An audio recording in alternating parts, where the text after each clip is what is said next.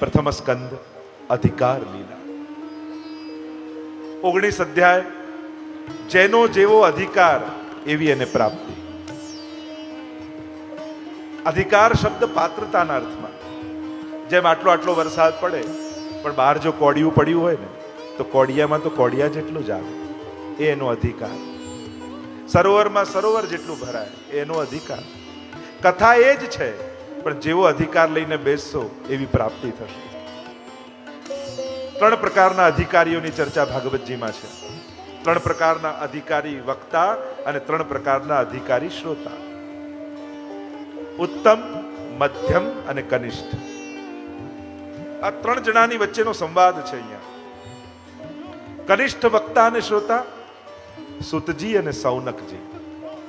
કથામાં પ્રેમ છે પણ હજી યજ્ઞમાં આસક્તિ છે, વ્યાવૃત્તિ છે.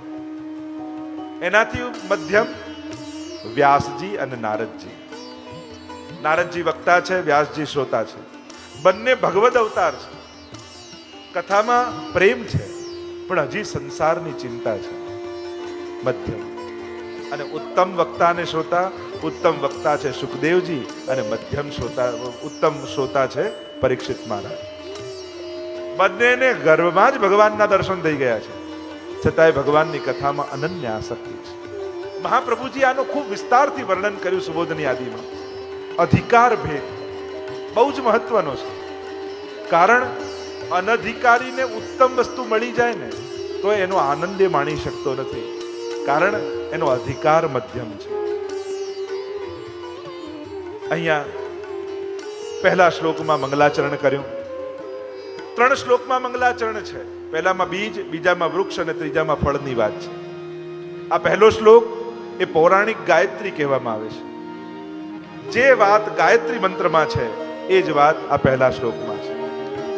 જે વાત ગાયત્રી મંત્રમાં એ જ વાત અહીંયા કરી. તત્ સવિતુ તે સવિતા. મહાપ્રભુજીએ ગાયત્રી ભાષ્ય લખ્યું છે અને મહાપ્રભુજી કહે છે કે ગાયત્રી મંત્ર એ કેવલ કોઈ દેવીનો મંત્ર નથી, પણ પરબ્રહ્મ પરમેશ્વરનો મંત્ર છે. સવિતા શબ્દ આવવાથી લોકોએ દેવીની ભાવના કરી, પણ એ સવિતા કોણ? તો અહીંયા કહ્યું જન્માદ્યસ્ય યતઃ.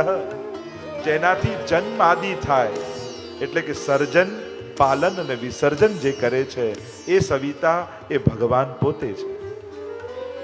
વરેણ્યમ જે પરમમ છે એ જ વરેણ્યમ છે. ધીમહિ ધિયો યો નઃ પ્રચોદયાત. અહીંયા કહ્યું સત્યમ પરમ ધીમહિ. અમે પરમ સત્યનું ધ્યાન કરીએ. પરમ સત્ય કોણ છે? તો કે સત્યવ્રતમ સત્ય પરમ ત્રિસત્યમ સત્યસ્ય યોનિ નિહિતમ ચ સત્ય. ભગવાન જ્યારે દેવકીજીના ગર્ભમાં પધાર્યા ત્યારે દેવતાઓએ આ સ્તુતિ કરી છે અને આમ પરમ સત્ય રૂપ શ્રી કૃષ્ણને સ્થાપિત કર્યા. જન્માદિ એનાથી થાય છે. આ જે કાંઈ તમે જુઓ છો એ સર્જન ભગવાને કર્યું. વેદાંતના શબ્દોમાં કહું તો આ જગતનું ઉપાદાન કારણ પણ ભગવાન અને નિમિત્ત કારણ પણ ભગવાન. જેમ માટીનો ઘડો તમે બનાવો તો આ ઘડો શેનાથી બન્યો? તો કે માટીથી. તો માટી એનું ઉપાદાન કારણ કહેવાય. કોણે બનાવ્યો? તો કે કુંભારે. તો કુંભાર એનું નિમિત્ત કારણ કહેવાય.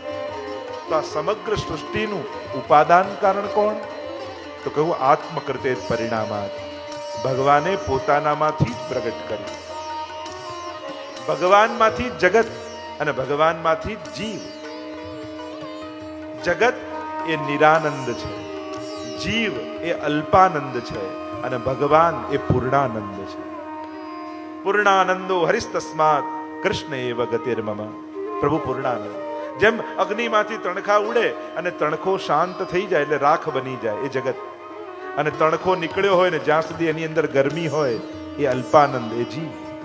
અને પ્રભુ પોતે પૂર્ણાનંદ પ્રગટ અગ્નિ રૂપ છે. જન્માદિ આ સમગ્ર સૃષ્ટિનું સર્જન ભગવાને કર્યું છે. તેજો વારી મૃદામ યથા વિનિમયો યત્ર સર્ગો મૃષા. જેમ આપણે રસ્તામાં જતા હોઈએ અને મૃગજળ આપણને દેખાય, એમ લાગે કે જળ છે, નજીક પહોંચો તો કાંઈ ન હોય. આ જ ભગવાનની માયા છે એને છુપાવે, નથી એને બતાવે, એ જ માયા. અમે પરમ સત્યનું ધ્યાન કરીએ છીએ. બીજા શ્લોકમાં કહ્યું ધર્મ પ્રવજિત કહે તવો અત્ર પરમો. ભાગવતજીમાં કપટ રહિત ધર્મનું વર્ણન છે અને ભાગવતમાં ભક્તિમાં કાપટ્ય શું છે? તો કે ભગવાનને ન માંગી ભગવાન પાસે માંગવું એ જ કાપટ્ય છે. અને ભગવાન પાસે સંસાર માંગવો એનાથી મોટી બીજી મૂર્ખતા કઈ હોઈ શકે? કારણ કે જેને ભગવાન મળે છે ને, સંસાર તો આપમેળે આવી જાય છે. જ્યાં ભગવાન હોય ત્યાં લક્ષ્મીજી ગોતતા ગોતતા આવી જાય. એટલે માંગવા હોય તો ભગવાનને માંગજો. કારણ કે પ્રભુ જેને મળ્યા, લક્ષ્મીજી તો એના દ્વાર પર ઉભા રહે છે. ત્રીજા શ્લોકમાં ભાગવતજીનું સ્વરૂપ સમજાવ્યું. નિગમ કલ્પ તરોર ગલિતમ ફલમ શુકમુખાદ અમૃત દ્રવ સંયુતમ પીબત ભાગવતમ રસમાલયમ મુહુરહો રસિકા ભૂમિ ભાવુકા. નિગમ એટલે વેદ, વેદ રૂપી વૃક્ષ ઉપર લાગેલું આ ગલિત ફલ એ ભાગવતજી છે. એટલે કે સમસ્ત વેદોનો સાર ભાગવતજીમાં છે. વારંવાર આનું પાન કરો એમ કહ્યું. પીબત અને પીઓ. આમાં ઠળિયો નથી, છાલ નથી, કેવલ રસમય છે ફલ. આગળ નૈમિષારણ્યમાં લઈ ગયા. 1000 વર્ષ સુધી ચાલે એવો યજ્ઞ આદરીને બેઠા છે.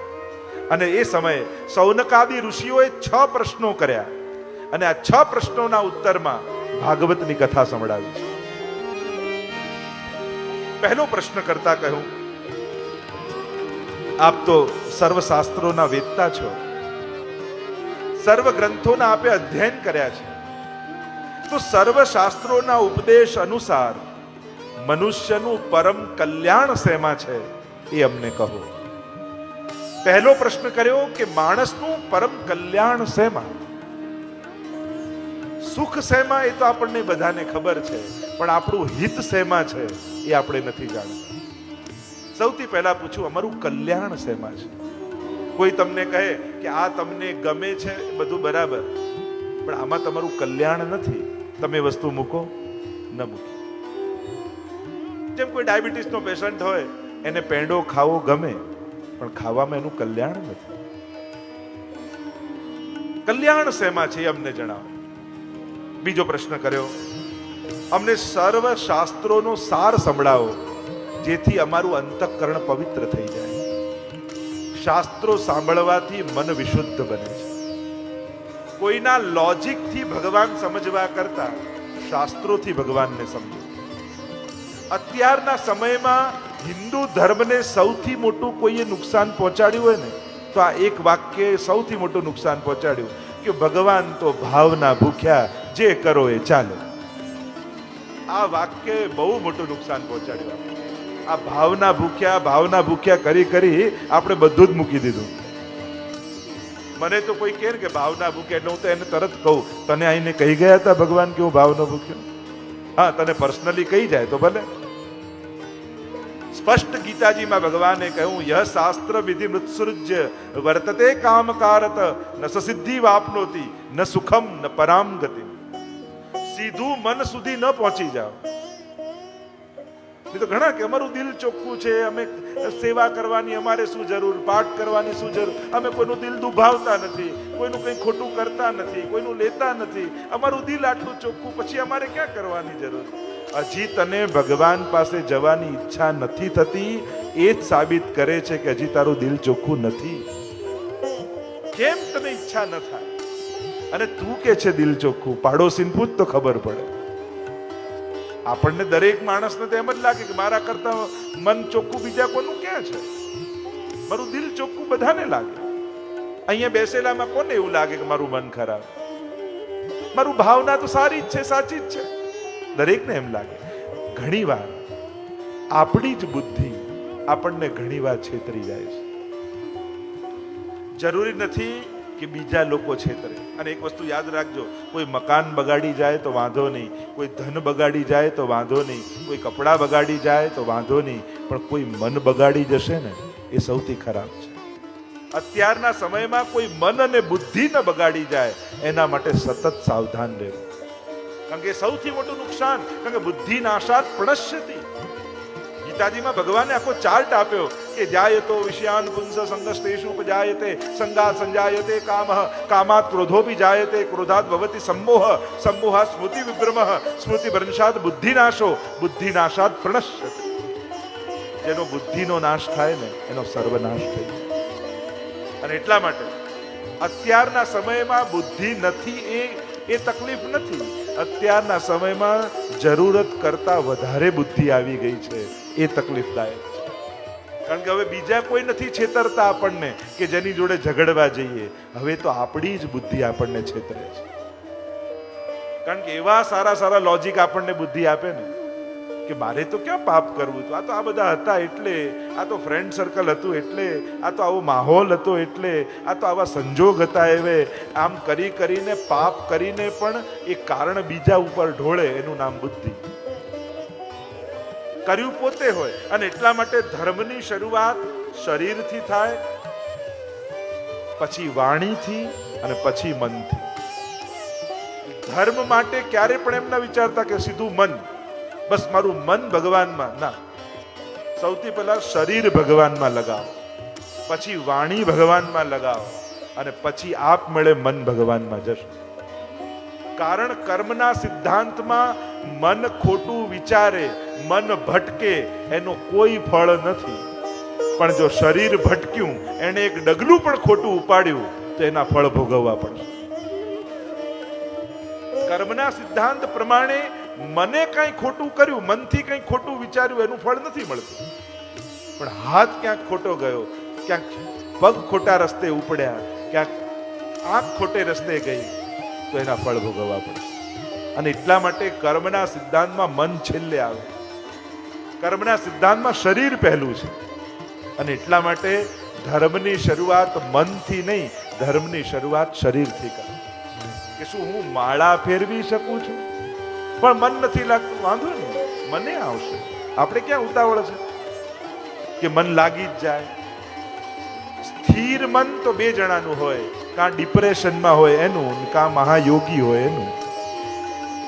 સ્થિર મન તો બે જણાનું હોય, સાવ ડિપ્રેશનમાં હોય, જેને કોઈ ઈચ્છા જ ન થાય, કોઈ વિચારે ના આવે, કાંઈ એનું મન સ્થિર હોય. અને કાં મહાયોગી હોય એનું. આપણે લોકો સાધારણ લોકો મનમાં કેટલાય વિચારો આવતા હોય, પણ આનંદ એ વાતનો કરવો કે મન ભલે ને ભટકે, શરીર તો ઠાકોરજી આગળ છે ને, વાણીથી તો ભગવાનના નામ લેવાય છે ને, એમાં આનંદ માણો. તમે જોબ ઉપર ગયા હો, જરાય તમારું કામમાં મન ન હોય, પણ ચેર પર બેઠા હોય તો પગાર મળે કે નહીં? મળે છે ને. એમ જ કદાચ મન ભગવાનમાં નથી, પણ હાથથી માળા ફેરવો છો ને તો એ દરેક મણકાનું પુણ્ય તમને મળે. અને એટલા માટે ભક્ત દ્રોહે ભક્ત્યા ભાવે ભક્તેશ્ચા અતિક્રમે કૃતે અશક્યેવા સુશક્યેવા સર્વથા શરણમ હરિ.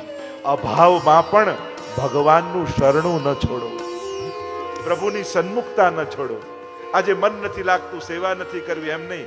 મન ભલે નથી લાગતું, પણ મારે શરીર ભગવાનથી અળગું નથી કરવું, મારે આંખો ભગવાનથી અળગી નથી કરવી, મારે જીવવા ભગવાનથી અળગી નથી કરવી. જે તમારા કંટ્રોલમાં છે એ તો લગાવો, તો જે નથી એ પણ લાગી જશે. અને એટલા માટે ધર્મની યાત્રા શરીર, પછી વાણી અને પછી મન તરફ જાય. સીધું મનને લેવા જશો તો ક્યાંક વર્ષો નીકળી જશે. એ તો ઘણા લોકો એવી રાહમાં બેઠા, આ મન થશે ને પછી બ્રહ્મ સંબંધ લઈ, આ મન થશે ને પછી સેવા પધરાવી. અરે મન ન થયું તો આખી જિંદગી એમને એમ જતી રહેશે. આ તો એવું જ લોજિક થયું કે તરતા આવડી જાય ને પછી પાણીને અડીશ. એ પહેલા તો ટચ જ નથી કરવું પાણી તો આવડે? કૂદીએ, છપછપિયા કરી તો તરતા શીખીએ, પણ એવી શરત રાખી કે મને પાક્કું આવડે પછી જ પાણીને અડું તો ક્યારે ના થાય. અને એટલા માટે કરો, અભાવે પણ કરો. અહીંયા કહ્યું કે અમને સર્વ શાસ્ત્રોનો સાર સંભળાવો, જેથી અમારું અંતઃકરણ પવિત્ર થઈ જાય. આપણા હિન્દુ ધર્મની તકલીફ જ એ છે, જેટલું ક્રિશ્ચનને બાઇબલ વિશે ખબર છે, જેટલું મુસલમાનને કુરાન વિશે ખબર છે, શું એટલું આપણા હિન્દુઓને ગીતાજી અને ભાગવત વિશે ખબર છે? આપણે જ્યારથી આપણા ધર્મ ગ્રંથોથી દૂર થયા ને ત્યારથી જ હિન્દુ ધર્મમાં અંધશ્રદ્ધાએ પ્રવેશ કરી લીધો.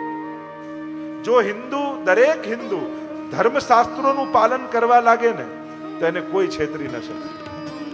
પણ શાસ્ત્રોથી અળગા થયા ત્યારથી અંધશ્રદ્ધાએ પ્રવેશ કર્યો. અહીંયા આ ચઢાઈ આવો, અહીંયા પગે લાગી આવો, અહીંયા આ મૂકી આવો. આ બધું એટલે જ શરૂ થયું. કોઈ કે આ ભગવાન, તો ચેક તો કરો કયા ગ્રંથમાં લખ્યું છે કે આ ભગવાન. તમારી જે શ્રદ્ધાની વિધિ હોય કયા ગ્રંથમાં લખ્યું છે કે આવું કરવું? શાસ્ત્ર પ્રમાણિત શ્રદ્ધા હોવી જોઈએ, કલ્પનાથી નહીં. ભલે તમને એ કરવામાં આનંદ આવતો હોય પણ શાસ્ત્ર વિરુદ્ધ છે તો એનું કોઈ ફળ મળતું નથી. એમ સ્વયં ગીતાજીમાં ભગવાન કહે છે.